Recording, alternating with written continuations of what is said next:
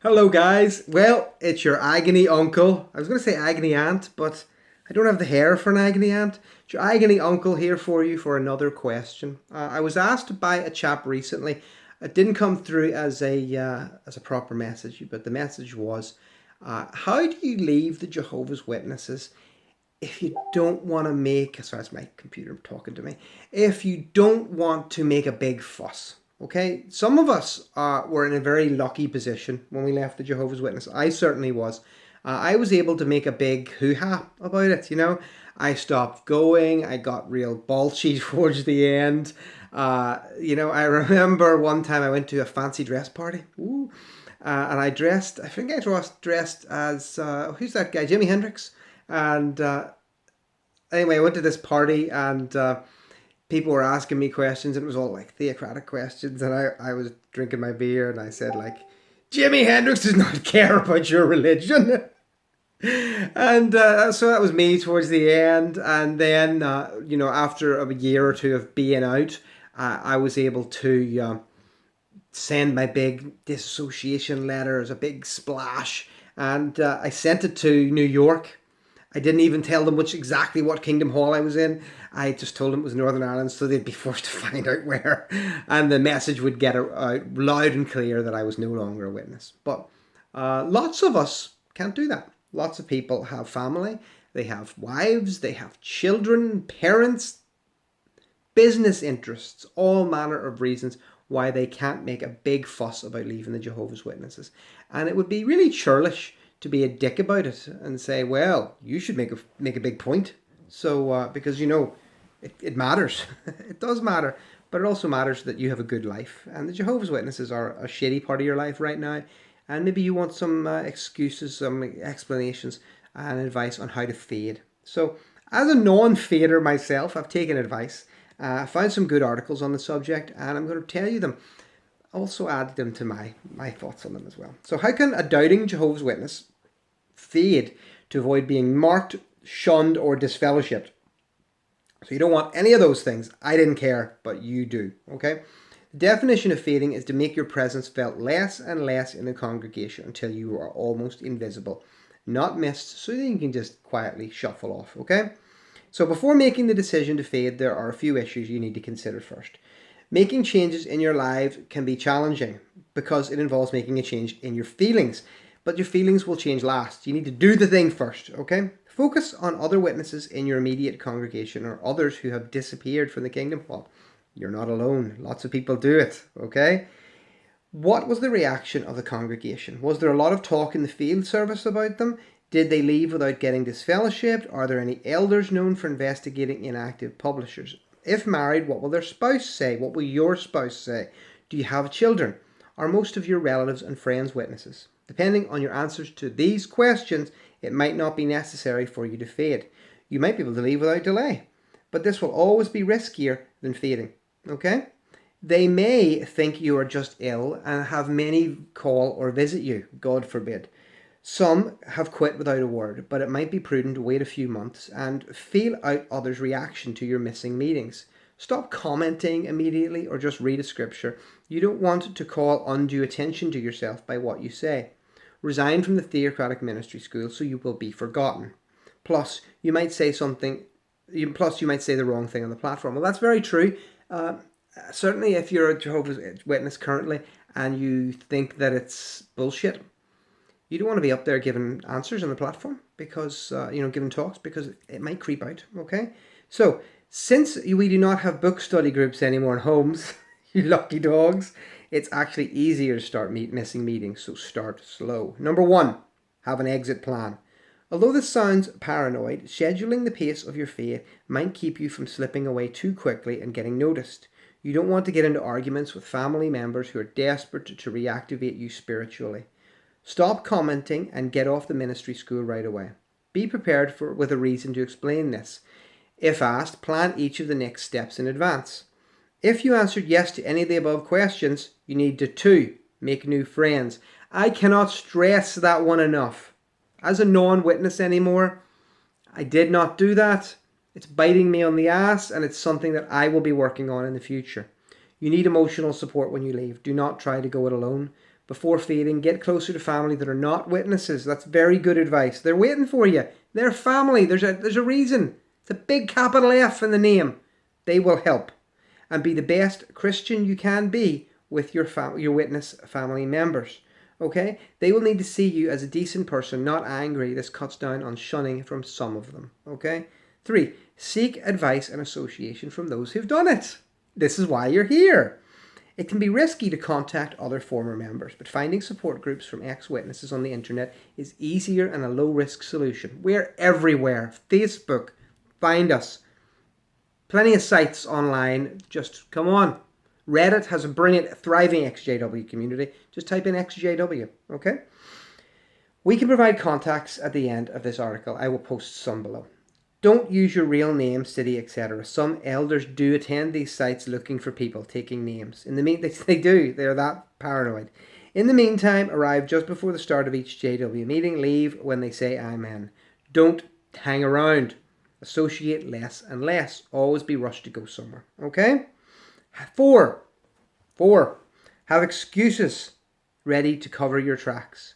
If you aren't in the field service regularly, how are you going to explain your hours? Low hours are acceptable now, even 15 minutes. Lean heavily on the fact that you do a lot of informal witnessing with people in work.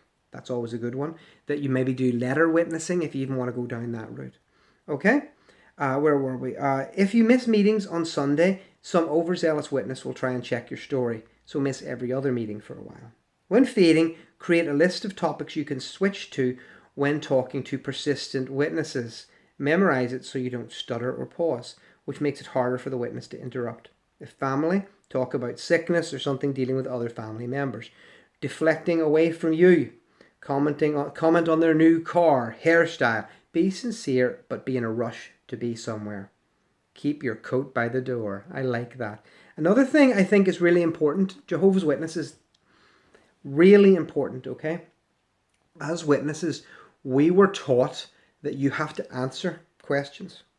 There's no such thing as personal privacy. Keep your opinion to yourself, okay? And even people who've left the Jehovah's Witness now, I want you to just think about yourself. Think about how you answer, how you deal with people in your day-to-day life. Do you keep, and I don't mean in a nasty way, but do you keep secrets? Do you keep your own confidences? Me, not me. It all blabs out, okay? It's very difficult for me to do that. And one of the things that I found a really good weapon when I was leaving the witnesses, because although I did make a big splash at the end, I mean, there was 2 years when I was going to the meetings, even though I knew it was not right. And that's the way it was, okay? But one of the things that I found to be a great answer was to not answer everything. So if an elder came up to me who was particularly bossy, and I can think of one, a particular nosy elder called Ray, I would stop. I would say to myself, he doesn't need to know that. He doesn't need to know the answer to that question. So I would change the subject. You're a vault. Be a vault, is basically what I'm saying, okay? Number 5, make yourself hard to reach. Get caller ID. Know your elder's number and the Kingdom Hall number when you see it.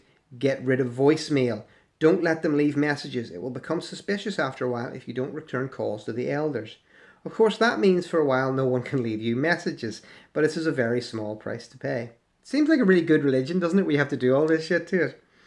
If they just drop by, cough, or be on the phone, etc., ask if they could please call first next time. Remember, elders are not above common courtesy. Plenty are, unfortunately. And you are not a child or a slave. Okay? Number 6. Beware of persistent witness friends. Okay? We are trained to report on one another. It's so true. I've reported on so many people. Some may try to trick you into stating your doubts. It's true. Some even pretend to have doubts about the governing body themselves, thus inviting you to do the same. Sad to say, your enemy may be your own household or the one who lays closest to your bosom, as this person says. It could even be your own partner who's trying to delve into your mind to find out why you're not going to the meetings anymore. In a few weeks, you will then get a visit from 2 elders to establish the fact, and it will be an apostasy hearing. If you have made a previous appointment with them, keep it. Say what you want to hear if cornered.